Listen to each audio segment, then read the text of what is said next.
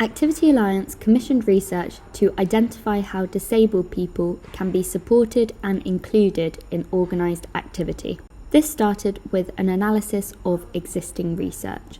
Following this, there was a 2-week online research community with 40 disabled participants. After this, we conducted a survey with organised activity providers, and finally an online workshop with both providers and participants. Participants had a range of health conditions and a variety of different activity levels. How has COVID-19 impacted activity for disabled people? I was in the house for 12 weeks shielding, and this had a negative impact on my ability to move around. And my arthritis changed from mild to moderate. Well, my routine has totally changed. I used to go brisk walking, jogging.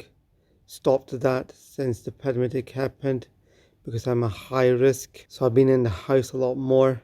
My diet has decreased. I'm working from home. I have a lot of time on my hand. So I'm snacking a lot more, eating the wrong foods. My diabetes has gone through the roof. I feel sluggish. I feel lazy. I read a lot more information from the NHS, and my health is a bigger concern than it ever was before to me. Whilst being active in the pandemic, for me this looked like a lot of home workouts, yoga style workouts, and jogs in my local area. What are the barriers disabled people face to participating in organised activity? I would say a few things that may hold me back from organised activities is I do have a few confidence issues at times. So if I'm unfamiliar with certain people or how a certain instructor may talk or comes across, I can get a bit timid. I kind of revert back into myself.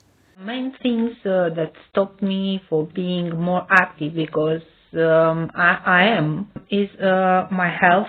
My physical condition is difficult to me now to move without being very attention. One of the main things that hold me back, well, motivation, lack of it sometimes, lack of being fit compared to the other people in the group. For example, horse riding is very expensive in central London, and I live in central London, and the most convenient thing for me is to horse ride in central London. I would say discomfort or pain.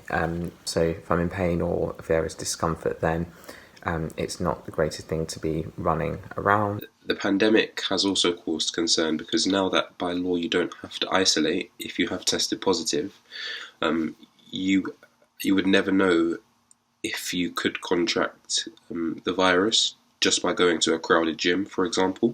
How would disabled people like to participate in organised activity in the future? Where things are held, so proximity in terms of home, I think is important for lots of people. I think it's useful for me as well.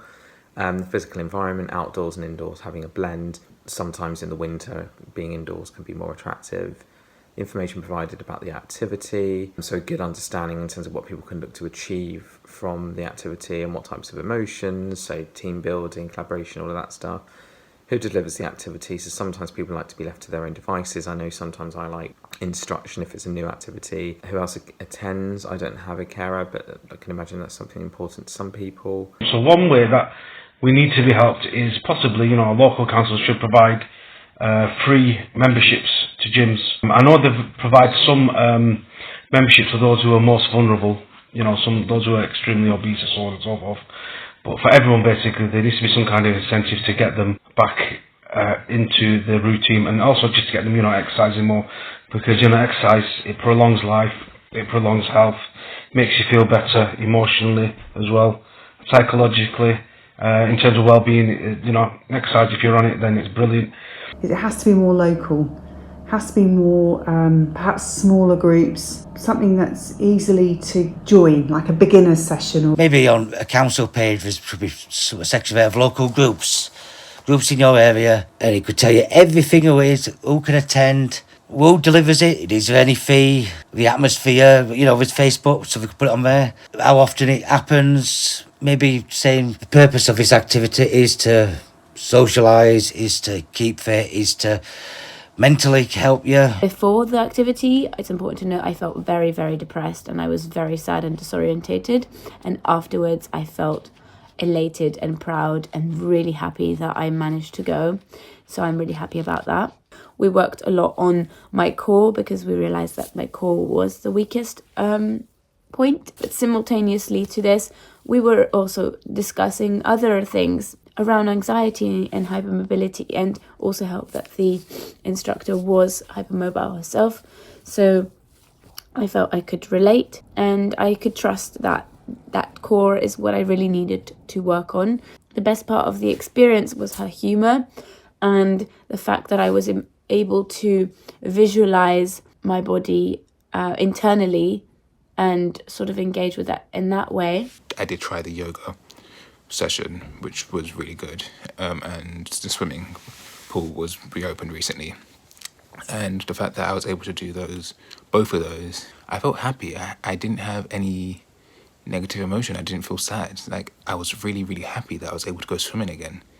The fact that I haven't been swimming in so long and I was finally able to get back into a pool again. Find out more about the project at www.activityalliance.org.uk.